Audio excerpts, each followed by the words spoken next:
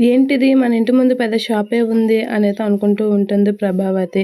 ఏంటిది అని ప్రభావతి అనేసరికి గాబరా పడకు పడకు అని చెప్పేసి బాలు అయితే ప్రభావతికి అంటూ ఉంటాడు. అలా అంటూ అక్కడ ఉన్న కర్టెనయితే తీస్తూ ఉంటాడు. అలా తీయగానే ఒకసారిగా మనోజ్ అయితే ప్రభావతి పూల షాప్ అనైతే ఉంటుంది. అలా ప్రభావతి పూల కొట్టు అని చదివేసరికి మీనా అయితే చాలా హ్యాపీగా ఫీల్ అవుతూ ఉంటుంది. ఇక మీనా అయితే చాలా హ్యాపీగా ఫీల్ అవుతూ ఉంటుంది పూల కొట్టును చూసి. ఇక శృతి, రవి వీళ్ళందరైతే షాక్ అవుతూ ఉంటారు.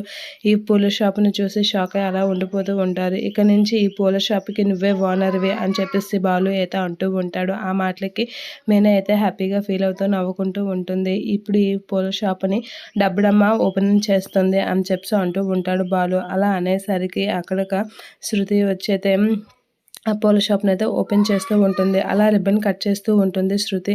అలా కట్ చేయగానే అందరూ క్లాప్స్ కొడుతూ ఉంటారు. కొట్టగానే ఇప్పుడు డబ్బుడమ్మ చెప్పింది కదా! ఎవరి రుణం ఉంచుకోకూడదని. అందుకే అని చెప్పేసి అంటూ ఉంటాడు బాలు. అలా శృతికైతే ఒక కవర్‌లో డబ్బులు కట్టేసి ఓపెన్ చేసినందుకు డబ్బులు ఇవ్వమని చెప్తూ ఉంటాడు మీనాని. ఆ మాటలకి మీనా షాక్ అవుతూ ఉంటుంది. ఈ ఎం ఏ పనికైనా విలువ కట్టడం నేను డబ్బుడమ్మ దగ్గరే నేర్చుకున్నాను.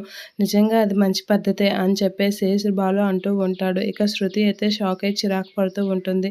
ఇక మీనా చేతుల మీదుగా అయితే డబ్బుడమ్మకి డ ఇస్తూ ఉంటాడు. అలా ఇవ్వగానే శృతి అయితే ఏం చేయలేక తీసుకుంటూ ఉంటుంది. అలా తీసుకొని షాక్ అవుతూ ఉంటుంది. ఇక బాలు చేసిన పనికైతే శృతి అయితే చిరాకు పడుతూ ఉంటుంది. కొంచెం షేమ్‌గా ఫీల్ అవుతూ ఉంటుంది.